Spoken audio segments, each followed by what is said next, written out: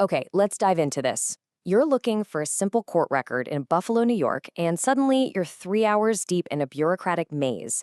You're clicking links that go absolutely nowhere, feeling like the system is actively hiding the information from you. Frustrating, right? But here's the thing. It's not because you're bad at searching. It's because almost everyone starts in the exact wrong place. And that frustration leads straight to the biggest mistake people make. The local court websites look confusing, so it is super tempting to just Google a name and click on one of those random background check sites. We've all seen them. But doing that almost guarantees you're going to hit expensive paywalls, find completely wrong identities, or pull up totally outdated info. If you want the actual correct record, you have to use the official court systems. So today, we're fixing this. Welcome to the Explainer. I'm going to give you a foolproof, time-saving treasure map to navigate the highly fragmented local databases of Western New York. By the end of this, you'll know exactly where to look, and more importantly, the exact order you need to search in. Here is our roadmap for today. We're covering the biggest mistake, the Erie County search, Buffalo City Court, state and federal databases, essential search details, and finally, a reality check. Let's get right into it. Part 1. The biggest mistake. It all comes down to ignoring jurisdiction. In Buffalo, records are separated by the type of case. If you don't know the jurisdiction, you're gonna fail right out of the gate. So the absolute crucial point here is that you must use this fast search formula sequence. You go Erie County first, then Buffalo City, New York statewide, and finally federal. Think of it like a funnel. It filters out the noise rapidly and saves you so much time. Moving to step 1 of our sequence, the Erie County search. This is your primary hub. And this brilliantly illustrates why understanding jurisdiction is your superpower.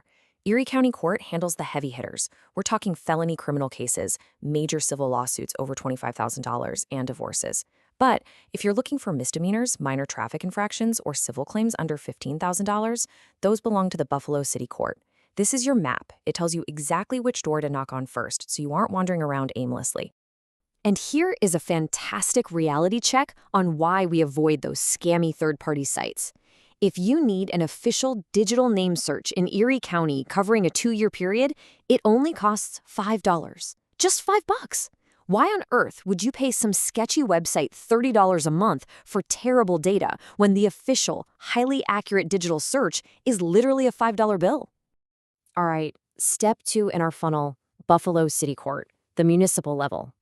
If you are looking for minor offenses or traffic violations, municipal records are where you want to be. And speaking of traffic tickets, here's a wild, surprising fact you absolutely need to know. The year 2015 changed everything for Buffalo traffic tickets. On July 1st of that year, Buffalo created the Buffalo Traffic Violations Agency, the BTVA, to handle non-criminal moving violations. What does that mean for you? Well, if you're searching for a ticket issued after July 2015, it's with the BTVA. But if you're digging up an older ticket from before that date, it doesn't even live in Buffalo anymore. You literally have to go through the DMV up in Albany. And here's why this matters for your day-to-day searches. If you're trying to pull traffic records or get a certificate of disposition from the BTVA, do not just type in a name and hope for the best. Having a citation number or a driver's license number speeds up the process significantly. It's the difference between a smooth 5-minute transaction and sitting on hold forever. On to part 4, state and federal databases. These are steps 3 and 4 in our sequence. Let's see how this builds when your local searches return incomplete results. Sometimes you just need to go higher. For state-level tracking, your absolute best friend is WebCrims. This is the New York State Unified Portal, and it's been running since 2005. It's totally free, and it's the necessary tool if you need to track upcoming court appearances or the status of an active criminal case that might have moved beyond local jurisdiction. You can just search by defendant name or case number right from your browser. But what if you're looking for a bankruptcy or a federal crime? Look, searching for those in Erie County or WebCrims is a guaranteed fail because the federal system is a completely different universe. You have to use PACER.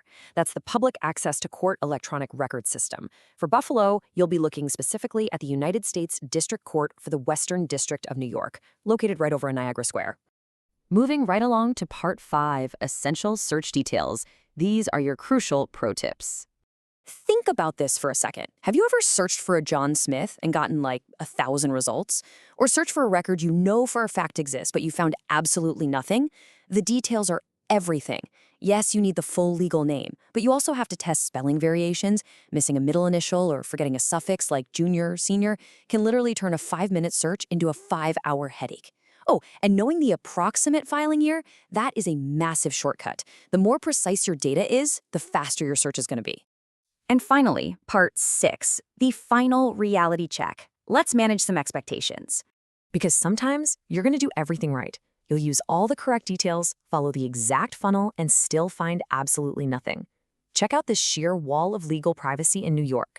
Take divorce records, for example. Under the domestic relations law, actual matrimonial files in Buffalo are legally sealed for a full 100 years. Unless you are one of the parties involved, their attorney, or you have a signed judge's order, you cannot see the contents of a divorce file. The public is only allowed a very basic index search, really just to see if a case exists at all. So always remember this golden rule. If a search returns nothing, it does not mean the case doesn't exist. Juvenile cases, sensitive family matters, grand jury proceedings, and active investigations are purposely hidden from public view by law. A blank search simply means you don't have public access to it. Which brings us to our ultimate empowering final rule. Treat this not just as a standard legal disclaimer, but as your armor against the bureaucracy. This explainer is for educational purposes. New York laws, local court rules, fees, and databases change constantly. Always verify your information directly through the official court websites or with a qualified legal professional. It really makes you wonder, doesn't it? If court records are fundamentally meant to be public, why does the system make them so incredibly hard to find without a roadmap? Well, at least now you have that roadmap. You know exactly how to bypass the scams, identify the right jurisdiction, and use the fastest search formula for Buffalo court records.